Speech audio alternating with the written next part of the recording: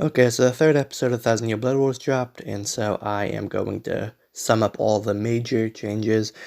Um, Major means what you think it does. I don't think I need to clarify what major means anymore. And just to clarify, this isn't necessarily a critique. I'm not saying these changes are good or bad necessarily. I will clarify if I think they're bad, but I'm not saying they're bad like, inherently or anything. I just want to point them out. Right? So don't be too offended. This has happened to me a few times with my older um, series on Shaman King, so I just want to clarify here that I'm not criticizing by just pointing out they exist. I'm criticizing when I do criticize, which will happen. Okay, so speaking of criticism, the first cut of the episode, um, it doesn't happen. It's the first scene. It should be the first scene of the episode.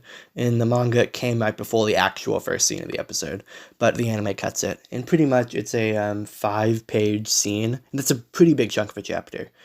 Because chapters are 18 pages, so 5 is pretty big.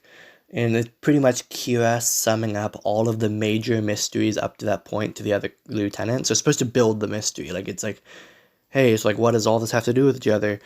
That's totally removed. And unlike some other cuts last episode, I don't think this will ever be shown for pretty obvious reasons.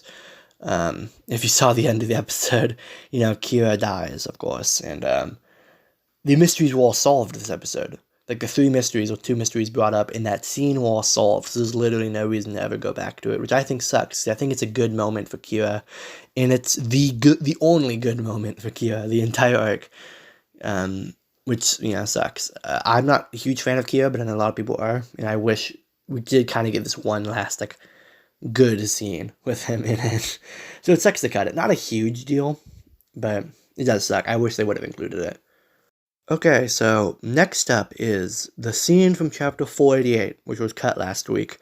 And I said it was going to be adapted this week, and it was. And it was cut a little, though. It was shortened a little. Some of Mayori's report was missing.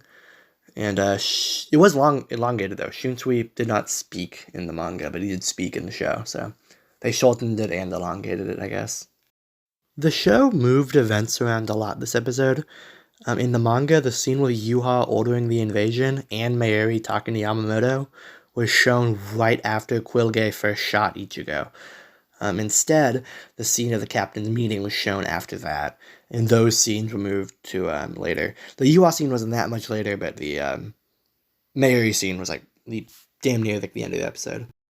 The anime removed Quilge's first mention of the Quincy era's name, and Ichigo never comments on how he didn't know they even had names. The anime moved the scene with Pesce and Urahara to much later. In the manga, it happened, I think, right after the first arrow was shot. But in the anime, it happened, I think, after Ion was absorbed. So that's a pretty massive difference in time. The anime removes a few lines from Yuha about how he doesn't know why Ichigo went to Hueco Mundo. The anime removed Ohime's inner monologue about how she doesn't feel anything from Quilge's Volstanditch. I think that's how you say it, Volstanditch.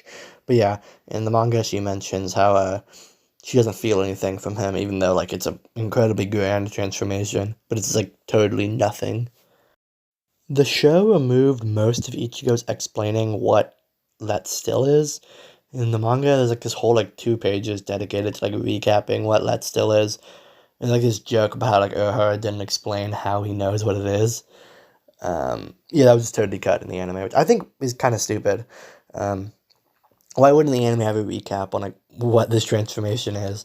Because that happened 20 years ago. Nobody would really remember that unless they're really into the series. So I don't know why they removed the exposition. The show cuts Chad mentioning that everything around them is also being absorbed by Quilge. It's still pretty obvious, you can assume. And if you know anything about Hueco Mundo, you know that's what's happening. But in the manga, it's explicitly said, Quilge is absorbing everything, the sand, the trees, the buildings. And in the show, it's only shown that he's absorbing Santen Kashun. The show added a totally new scene with Iryu and Ryuken. It was not in the manga. In the manga, Iryu just, he's like, hey, I'm not going to help you guys in Hueco Mundo, and then he disappears for 40 chapters. So in the show, it's explaining how he goes from that to where he ends up later.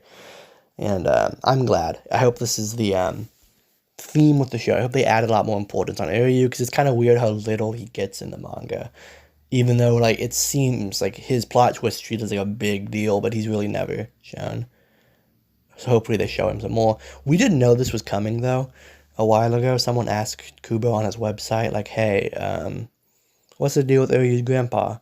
And then he was like, the show might expand on that whole stuff if they want to. So we knew it was coming. I'm glad we're actually seeing that in motion. I hope we get some more in the coming episodes. The show skipped a quick gag with Shin'o and Ryunosuke. It also shortens the scene of them talking to each other slightly. Kajumaru's exposition dump is both shortened and extended from the manga. Shino didn't speak during it in the manga, and some of his lines were cut or altered in the show, but generally speaking, all of the info is there.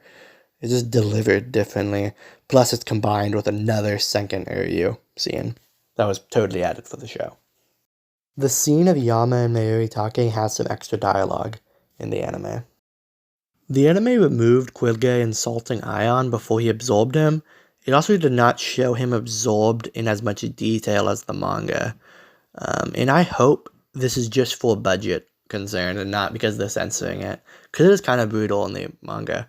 Personally speaking, I don't care much about gore, but a lot of other people do. And if they censored this, they are going to censor a lot of the stuff coming up. And so I'm just hoping it wasn't censorship and more just they didn't have the much money to animate all of that. The anime totally removed Sung-sun doing her ability, Muta, I think it's called, to defend the group from Quilge. And by extension, a ton of dialogue is cut. It's like 3 pages or 2 pages. So another, like, big cut from this episode. Then there is the third and final new Uryu scene. Not much really to talk about there, just a new Uryu scene. Some dialogue at the beginning of the invasion is cut, including some from Rukia explaining that she's gonna go to the base of one of the pillars, and Yamamoto's saying he's also going to leave is also cut. The third seats with Kira also had a lot of the dialogue cut. They're not all of it, just most of it. So that's all the major changes in episode 3 of the Thousand Year Blood arc. And this episode covered 6 total chapters, making it the fastest so far. It covered 489 to 494, so 6. Episode 1 covered 5, episode 2 covered 4. This is the fastest. And honestly, didn't like a lot of the cuts here, but not that big of a deal. I would have preferred they'd be in the episode, but, they're not. I was going to have to live with it. I think this episode was sort of lackluster compared to the other two. Not bad. It's not super good or anything. It's just fine. Which makes sense. I mean, not all of the 52 episodes can be great. Even like the manga chapters it's based on aren't that great. They just cut like some of the few good scenes that were in there. Like, some of the few great scenes that were in there.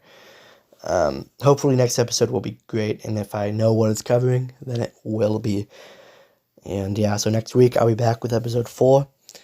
In the meantime, I have some other Bleach content out, most notably my Zanpakuto Explain series, where I explain every Zanpakuto in Bleach.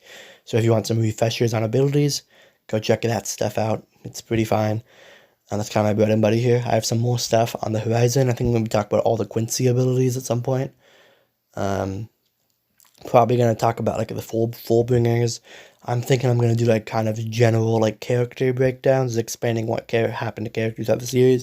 If you want a little refresher, I don't have any of those out right now, of course, but it's coming on the horizon, so stick around if you want that or more of this.